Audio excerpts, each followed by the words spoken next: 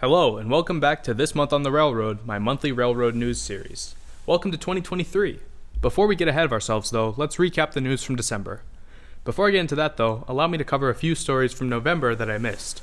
On the 8th, Canada's new VIARail Siemens train sets entered revenue service on the Quebec City to Windsor corridor. This is essentially the equivalent of Amtrak's ALC-42 Charger locomotives entering service last year, so it definitely deserves a mention here. The new VIA trains probably deserved a spot in This Year on the Railroad, but unfortunately, since their debut wasn't very well publicized, I didn't hear about it in time. Next up, at the end of the month, on the 28th, the Altamont Corridor Express commuter rail switched from traditional diesel fuel to renewable biodiesel fuel. Obviously, this isn't anything huge like electrification, but renewable fuels still are pretty cool. Anyways, into December. On the 3rd, Metra hosted a community poll on which paint scheme to apply to their future Alstom bi-level cars arriving in 2024.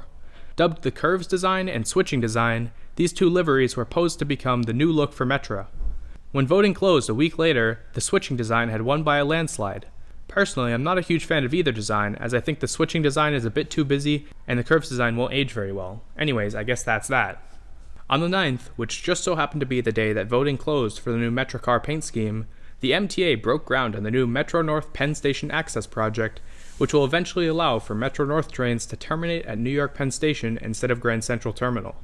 In conjunction with the Long Island Railroad's East Side Access project, future passengers will be able to access both of New York's major passenger terminals from the two busiest commuter rails in the region. On the same day, Amtrak officially announced that service will return to the Gulf Coast with a New Orleans to Mobile service starting sometime in 2023.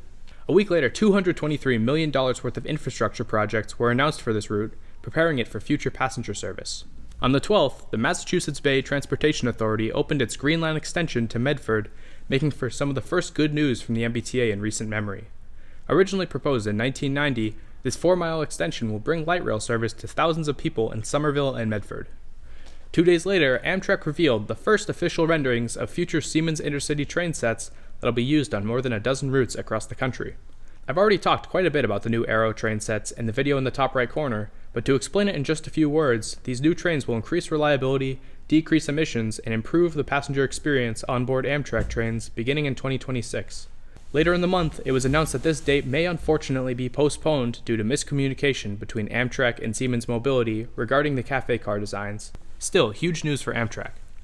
Following this big news from Siemens Mobility, the next day on the 15th, the province of Ontario announced that the Ontario Northland's Northlander train would be returning between Toronto and Cochrane, Ontario. Much to the surprise of everyone, 3 brand new train sets were ordered for the service, those being 3-car Siemens Venture train sets based off those used on VIARail. This $139 million investment in new equipment is very unlike what we usually see here in North America, and it's definitely a good sign as to what's to come in the future. The first trains will be delivered in late 2026, so service will most likely begin shortly after that.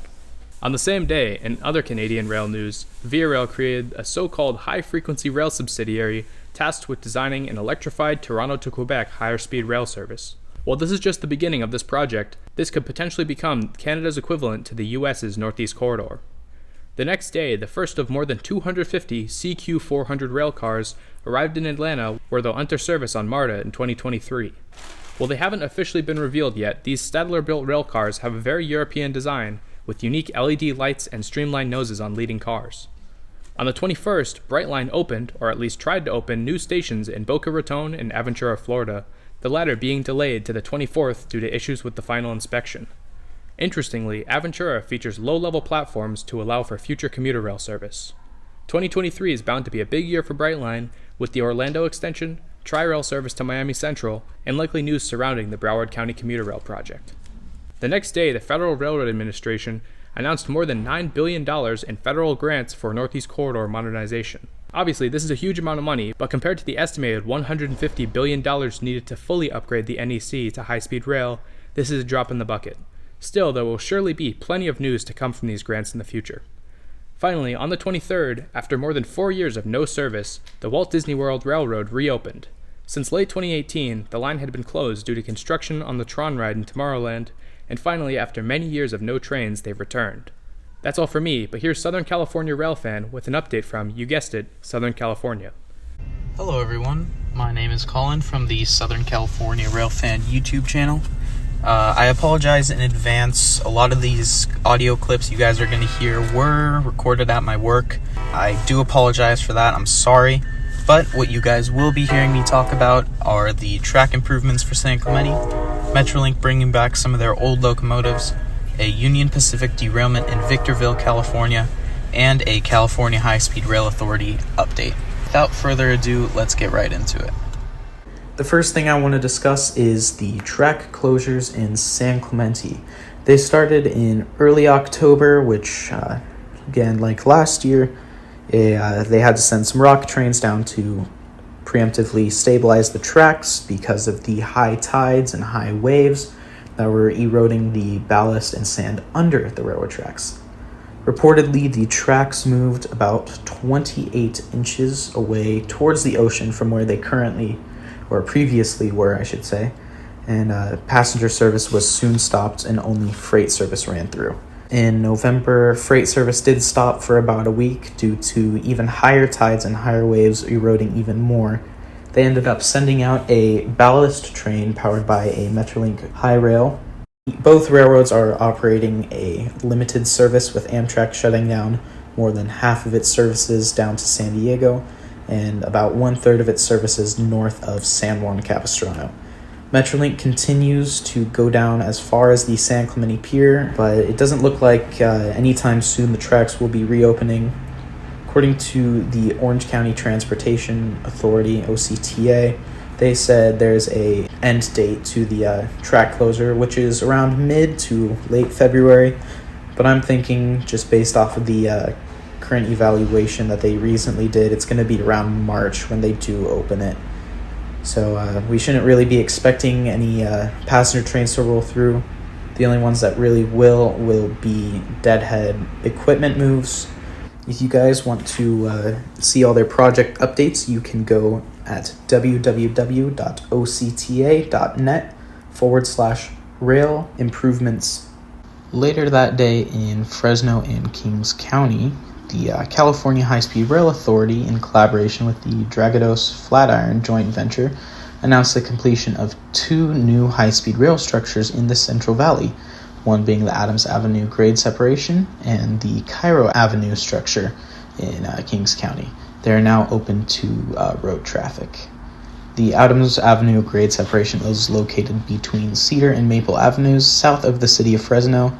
The grade separation spans about 357 feet long. It's about 40 feet wide and takes traffic over the existing BNSF and future high-speed rail line.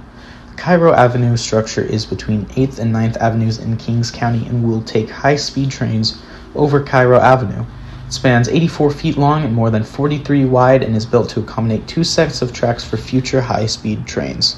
Throughout 2022, progress has continued across the 171 miles under construction and development, including ongoing progress at the Cedar and Hanford viaducts and the completion of other high-speed rail grade separations at Kent and Jackson Avenues in Kings County, South Avenue in Fresno County, and Avenue 15.5 in Madera County. The High-Speed Rail Authority recently announced the project has created nearly 9,800 construction jobs since work building the nation's first high-speed rail line began.